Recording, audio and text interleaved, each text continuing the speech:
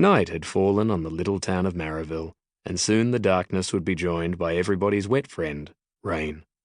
And the rain would bring friends of its own. Thunder boomed across the misty sea, crooked bolts of lightning crackled through the blackened clouds, water splashed off cobblestones and gurgled down long, twisted drain pipes, and, when he fell into a puddle, soaked the trousers of a running man. Yes, tonight, in the little town of Marrowville, there would be a storm, which, as everybody in the little town of Marrowville knows, is rain, but with the ability to kill you. The man cursed. His trousers were expensive, and his business was urgent. He got to his feet and dashed off as fast as he could, his slender legs propelling him past shuttered houses and shops in a blur of silk and finery.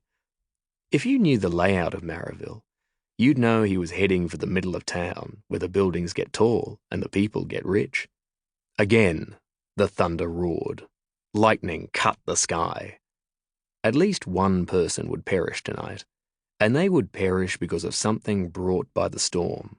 But it wouldn't be the running man. No, his part in this story would be much stranger.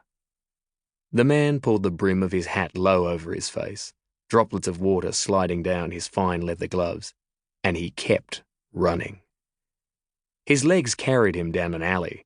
It wasn't a normal place to run if you were running to enjoy yourself, but it was a very good place to go if you were trying to avoid trouble, unless, of course, there was more trouble waiting for you in the alley. But trouble wasn't waiting for the running man. It was hunting him. And this particular trouble didn't care if he was on a street, or in an alley, or hiding behind a rubbish bin, or desperately slapping his hands against a door and screaming, "Open up! Open up! This is very important, and so am I!" Which is exactly what the man was doing when the trouble found him. The man looked up. A bolt of lightning blasted from the clouds and struck him in the head. His leather gloves fell apart. His beautiful clothes turned to smoking rags. His hair became the nest for a small fire. And he stood there, smiling the stupidest grin you can imagine.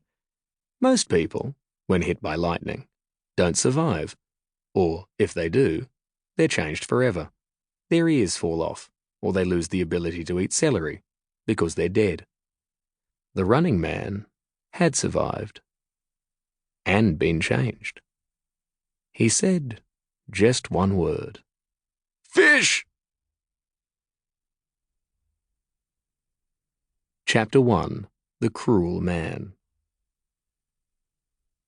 Aubrey's father was a cruel man.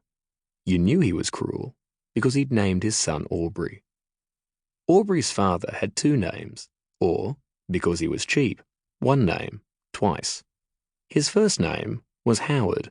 His second name was Howard. His full name was Howard Howard. Aubrey was Aubrey Howard. Aubrey's sister didn't have a name, since Howard Howard liked to pretend she didn't exist, which, to his extreme alarm, was a game his daughter absolutely adored. He would open the cupboard for his breakfast, and she'd burst out screaming, "I'm not here, Howard! I'm not here!" But his daughter was there, and so, as it turned out, were the heart attacks this game so frequently gave him. Howard Howard had spent a lot of mornings clutching his chest and thrashing about in a crunchy puddle of spilled cornflakes.